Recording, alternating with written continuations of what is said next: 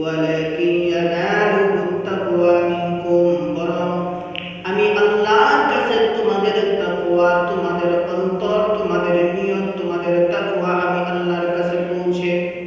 সম্মানিত হাজিরিন, আপনি 1,00,000 টাকা দিয়ে গরু কিনলেন বা বড় সড়ো দেখে আপনি কোরবানির জন্য গরু কিনলেন।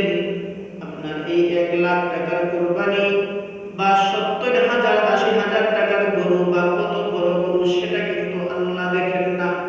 আল্লাহ রাব্বুল আলামিন দেখেন তোমার নিয়ত, তোমার তাকওয়া, তোমার নিয়তের ভিতরে কি, তুমি কোন নিয়তে কোরবানি প্রদান করতেছো, এই নিয়তটাই আল্লাহ রাব্বুল আলামিন দেখেন। তোমার তাকওয়ার ভিতরে, তোমার তাকওয়ার মধ্যে কি, কোন তাকওয়ায় তুমি কোরবানি প্রদান করতেছো, এই জিনিসটাই